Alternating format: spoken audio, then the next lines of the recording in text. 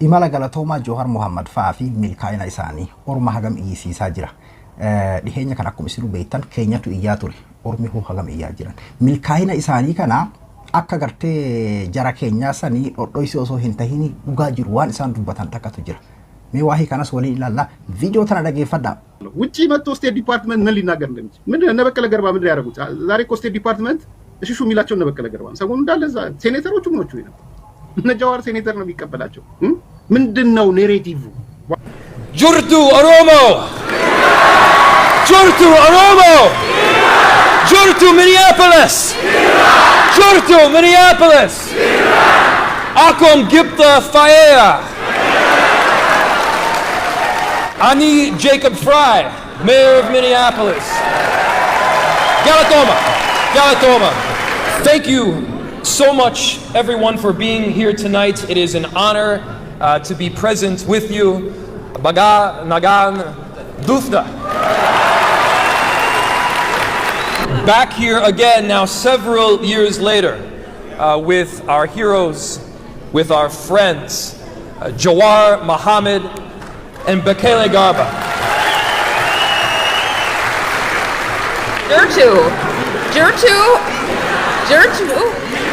Jertu. Thank you. It's such an honor to be here with you all. Thank you, Senator Hoffman.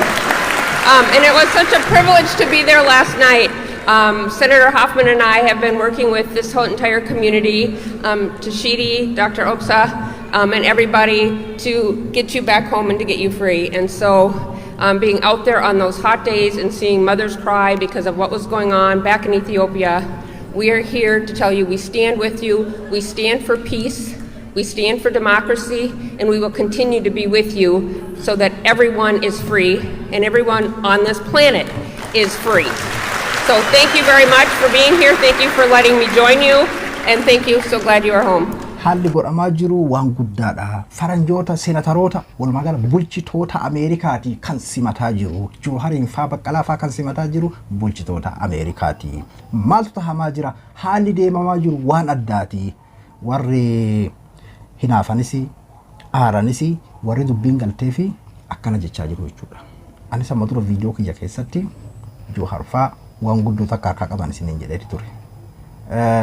Teenna ammoo tokko warri ganda keessaa wachuu hinaaffaadhaa fi waan adda addaadhaa jechuu dandeessi. Akkasuma ammas kaleessa haasawa kaleessa obbo Baqqalaa Garbaatii fi Jawhar Muhammad faa godhan dhaamsa diiyaaspooraadhaaf dhaaman qabsoo keessatti haga wareegamuutitti akka of qopheessan haasawa isaan godhan kana keessa haga xiqqoo takka dhageeffadhaati walitti deebina. Ani immoo akka nama amanu tokkotti maala nama na beektu rifeensi mataa kootii tokko ittiin gaafa rabbi jedhe malee hin buqqaatu jedhee yaadana. Alhamdulillah. Kanaaf waan tokko warri diiyaaspooraa kottaa dhagaati dhukaasaa isinii hin jennu nuyi yookaan immoo kottaa dhagaati hidhamaa jennu waa'ee hidhamu nuyi jirra waa'ee du'u ijoollee hin jiru. Isin immoo waan gaafa akkas godhaa isiniin gaafa jedhamtan sana amanaati hooggantoota keessan amanaati baa hoogganaan keessan korraabtisa ta'u maalisa ta'u amanaa saba biraarraas baradhaa. Bilisummaan kan argamu malee akkuma teenyee isa barbaannu isa jaallannu nas taa'e isa kaaniin immoo deebi ani immoo dhageenyu Jawaarin deema. Entau Jawaarin akkasiin ta'u entau mootummaa akkamiin amantan kan jedhu mootummaa hin amannu amannees hin beeynu biyya keenya keessatti nagaan dimokiraasiin sirni federaalawaa dhaabbachuu qaba. Kan ammoo tarsiimoo qabsoo nagaatiin geggeessuu qabnaa jenna. Kan hoggaa jennu aarsaa hin qabuu jechuu miti. Hin hidhamnuu jechuu miti. Hidhamuunis qaama qabsooti. Ni wareegamnas. Tarsiimoo qabnuun beekumsa qabnuun uummata keenya gurmeessinee sirna amma dura ofirraa kaafnee jirra. Sirna kanas ni jijjiirra jennee amanna. Ka jijjiiruu baay'ee nu yaachisu nu. That's not our biggest problem. Waa lama. Tokkoffaa bakkuma sirni jijjiiramu sanuu geessimoo faca'iinsa wal fixiinsa hamaa anarkiin kun itti fufu. Lammaffaa san booda maaltu ta'a. Kanaaf of qopheessuu qabna, of jaaruu qabna jennee fuulleffannee irratti deemna. Kan ijoollee bosonaatiin kaafte hedduun isaanii nu wajjin hidhamanii hidhaa keessatti dararaan meeqarra ga'eetti qeetti hoggaa galan ajjeechaadhaaf barbaadamnaat qeetti haadha ofii duratti duudiddaaf bosona gale dargaggeessi. Kun dhugaadha nu. Oduuni miti barka beeynu. Kun hawwatam. Amma yeroo baay'ee namni quba nutti qaba akka nuti faallaa sanii jirru. Kami jaarmayni gadi ba'ee biisan keessa osoo taa'u osoo maqaa shoror keessaa itti dhoobamee jiru gadi baanee koora irratti ejjennoodhaan. Waraana shanii jedhamu hin beeynu waraana bilisummaa Oromoo jedhamu beeyna jenna. Namni jedhan jiru bara. Fakkeessaa miti barnu. We walk the talk. We don't just talk. Nui achi keessa teenyee tokko Siyaasa madda siyaasaa jira. Dhugaa qabanii. These are legitimate political force. They have legitimate political grievance. Akkuma TPLF geeffatanii mariidhaaf hojii teessanitti waraana bilisummaa Oromoo hojii teessanii mari'achuu qabdanii jennedhu. Kun eenyu aarsa? Ka Oromoo cabsee agarre konfii caccabe malee uma waan tokko sodaatina. Jawaar ajjeesuu danda'u, Baqqalaa ajjeesuu danda'u, Oromoo Oromiyaa garuu hin danda'amu. Kanaaf an baay'ee na yaachisuun anta san boodatiin na yaachisa. Tooftaan cabsuuf, tooftaan xaala'u, xilafa'u, damsisa'u waggaa lamaan dabre kana biyya damassaste malee bu'aan isiin buufte jiru. Waa'ee nageenya keenyaa inni kaaseera. Nuyi qabsoorra irra dhiiroo. Nuyi qabsoorra jiru. Du'uu danda'a hidhamuu danda'a. Namni waraana hidhatee bahu qawwee isaa fudhatee rasaasa isaa hidhatee gaafa bahu nan ajjeesa duwwaa jedhee hin bahu. Akka du'uun beekamoo hin beeku. Du'uus hin danda'a. Ajjeesee nagaan galuu danda'a. Yookaan immoo du'uu danda'a. Akka du'uu danda'u ta'uu beekutu qabsootti seena. Waraana qawwee baannee yoo loluudha yoo baanne waraana keessa irra. Lola keessa irra. Lola dippiloomaasii keessa irra. Lola siyaasaa keessa irra. Mootummaan kana addunyaa irratti dhiibbaan akka irra ga'u, qoqqobbiin akka irra ga'u, karaa dippiloomaasii dhiibbaan akka irra ga'u, akka harka kennatu waan hundumaatiin irratti qabsaa jira. Kanaaf nuun hilu, nuun niisu. Hidhuu danda'a. Yeroo meeqa hidhamnee irra yeroo meeqa waan meeqa nurra ga'eera. Garuu kan eegan baqadhe eewu dhaqee hidhamu eewu dhaqee aduu ilma eewuun kennaan akka hoogganaa tokkotti akka nama saba kana dursuu tokkotti wajjiniin dhaqee waan sabi koo ta'e ta'uun dirqama kooti. Viidiyoon kunniin kan dheeraadhaan beekaatuma mata duree qofa keessaa isiniif dhiheesse mi'aarra waa'ee kanaatiin waliin ilaalla. Jowaar Mohammad gaafa inni imala hara Awurooppaa keessaan eegalu kenna warri sila aktiivistoota jedhame warri isaa hibboota isaa warri kaleessa gartee raabadoorii irratti waliin hirmaataa ture. Jalqaba warri duula irratti bade warri dhagaa irratti darbatu eegale warra kanaa jechuudha. Bar osoo gara alaatu hidhi malee biyyuma keessatti Naayiroobii dhaqee cal'isee wanni cal'iseef kanaa fi wanni Naayiroobii deeme waan adda addaati jechuudha kan jedhamaa ture. Ifatti ammoo viidiyoodhaan gadi bahanii irratti duula turan jechuudha. Warroonnummaan keenya kan silaa waliin hojjetan jennee eeynu kan yoo rakkinni jiraate yoo wal gaafatan jennee eeynu gadi bahanii paabliik irratti duulaa turan jechuudha. Gaafasumallee nuti wallaalaan kuniyyuu lakki isintu hin hubatini wanni Jowaar faa qabatanii deemaa jiran waan guddoodha. Bakka kaleessaa qofaa miti. Oromoon kaleessa dammaysanii asiin gahanii amman tana ammoo sadarkaa biyyaatitti biyya gartee nu fakkaattu ijaarraa yeroo jedhanii fakkeenyaaf sabaa fi sablammoota hunda dammeeffatuudhaaf jedhanitti isin akkamitti karaa keessaniin maqaa Itoophiyaadhaa dubbata akkamitti waa'ee gartee nageenyaa dubbata jechuudhaan irratti duulamuu sirriin jennee gaafa sanillee dubbataa ture nuti wallaalaan akkanaa kunii fi kan bishaallee dubbataa ture jechuudha yeroo hayyoonni akkasitti lolansan amma ka Ermiyaas Laggasaa warra siyaasa garaagaraa qabnu haa ta'u dika gurbaan kunis dhalootaan Oromoo jedhama Addis Ababeedha Oromoo Addis Ababeeti jedhama. Akaakayyuun isaa waaqa jiraa jedhama hin beeynu garuu haqiiqaa jirtu hin beeynu inni illee yeroo takka an dhalootaan gara lachuuyyuu an abbaadhaan Oromoo haadhaan Amaara kan jedhu isaa dubbatu argeetti jira viidiyoo tokko keessatti amma waan Ermiyaas jedhu kan agartaniiti jirtan haalli deemamaa jiru maalinni Jowaariin faa faranjoota bulchitoota Ameerikaa seenataroota kan kantiibaaf Ameerikaati kan simataa jiru wanni godhamaa jiru maalinni jechuun waan sadarkaa addaa wahiitu godhamaa jira kan jedhudha. Nuti illee Jowaar waan guddaa harkaa qaba. Baqqalaan fa'aa ofii koo waan guddaadha harkaa qaba. Ammatti dhugaa dubbachuu fi jaalannuu jibbinuu Oromoon ofiif akkuma dur barame bakka lamatti wal qooduudhaa fi gartee fakkeenyaaf warra karaa nagayaatiin qabsaa'uu fi warra gartee karaa hidhannootiin qabsaa'uu walitti buusuudhaa fi namoota tokko tokkoon haa ifaajamu malee ammatti namni dubbii jabduu harkaa qabu hatta warratti Tigraay caalallee jechuudha. Oromoon bar duraan akkuma gartee nama jalaan bishaan dhuguudhaaf akkuma baajii jalaan qululluun baajii jalaan bishaan dhugu akkuma jedhame sani hatta bar waggaa takka dura waggaa ji'a 5 dura kan sirbamaa ture TPLF fi waa'een Oromootu dubbatamaa hin turre beeki. Amman tana garuu dhugaa dubbachuu fi liiftiin biyya sanii kan jiru Oromoo harka jechuudha. Karaa hidhannootiin yoo ka'amee kan ammatti qabsoo finiinsaa jiru hidhattoota wabooti jechuudha.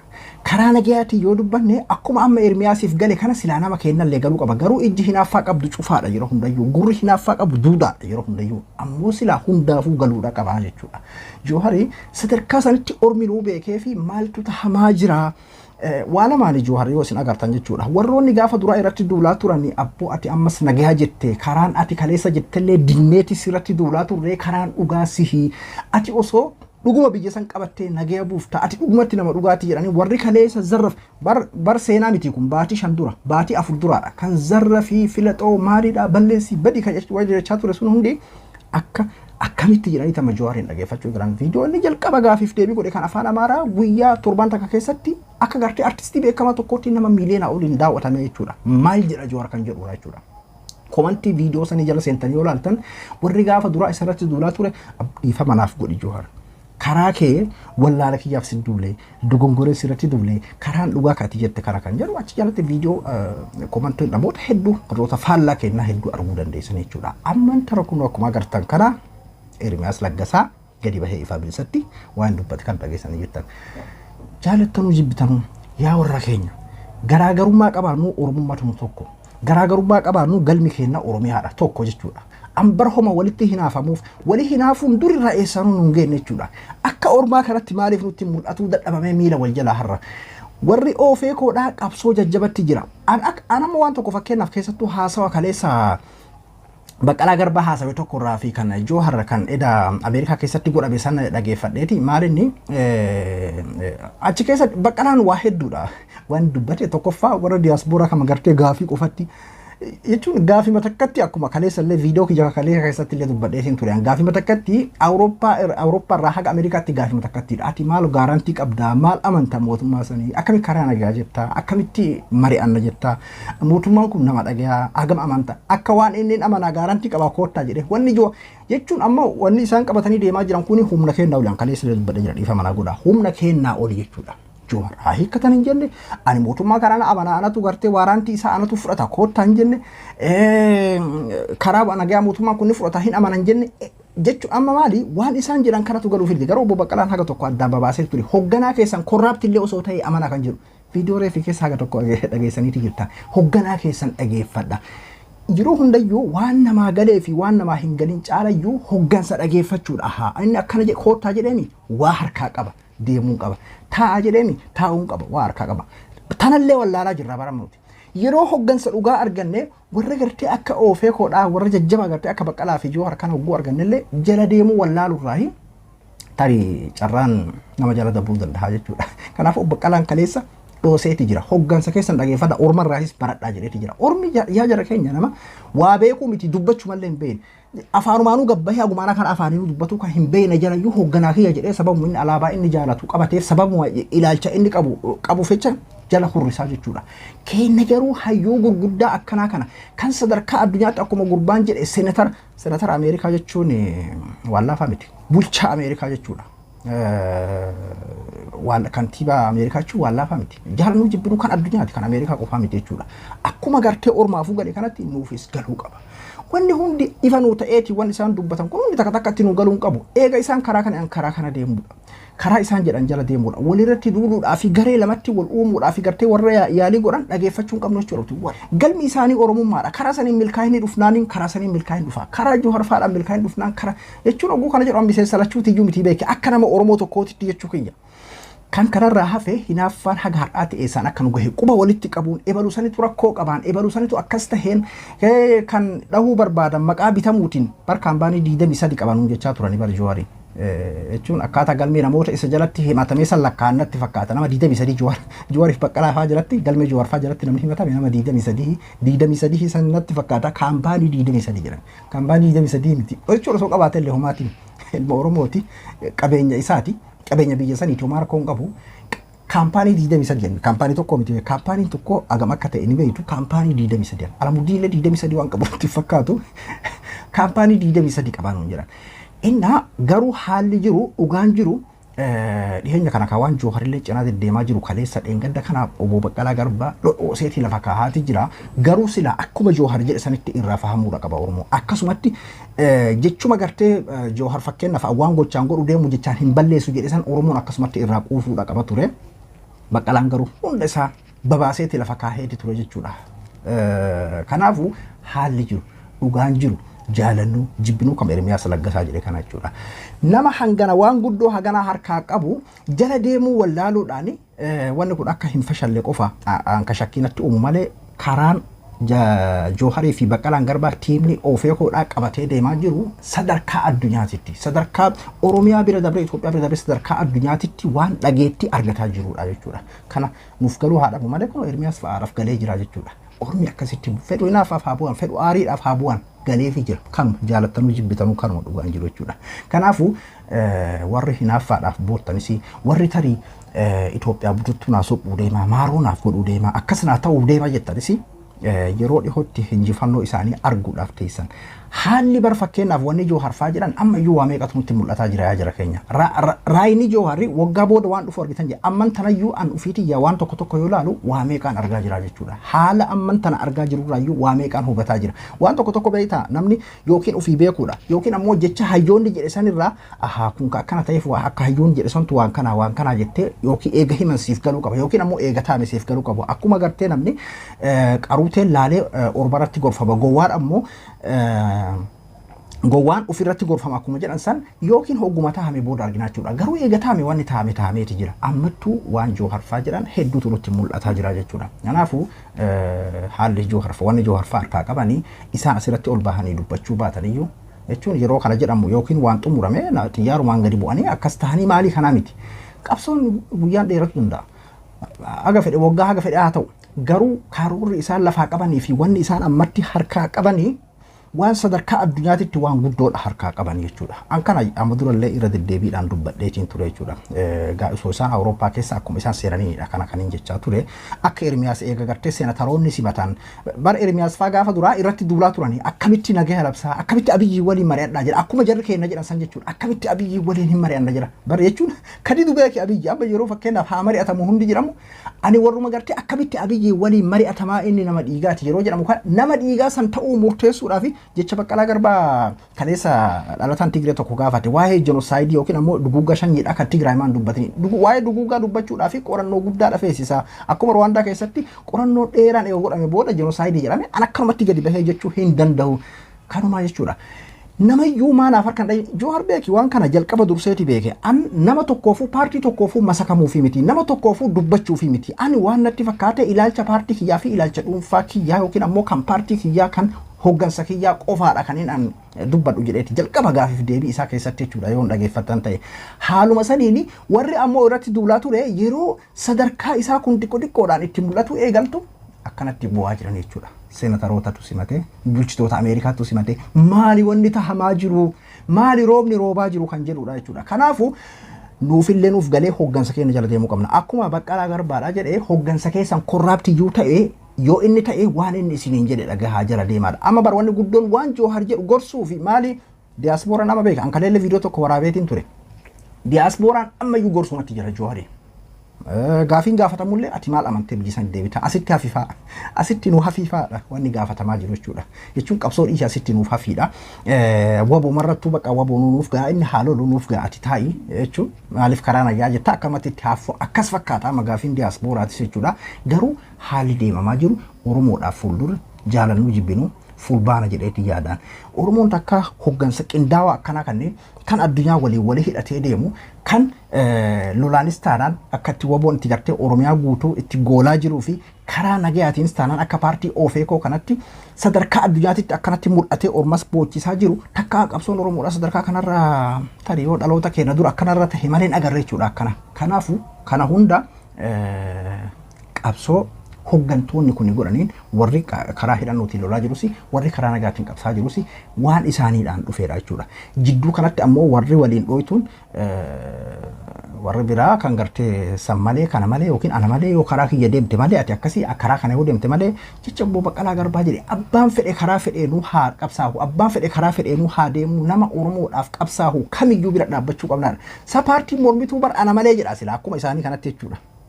Garuu wanni Oromoo irraa eeggamu akkuma gartee tokkummaadhaan gabroomne sanitti tokkummaadhaan namuu falmatee karaa itti fakkaateen falmatee galmi isaa bilisummaadha waan taateef akkasitti deemuu qaba jechuudha. Garuu kan dura hinjifatuudhaaf deemu lakkii san malee kana malee miti.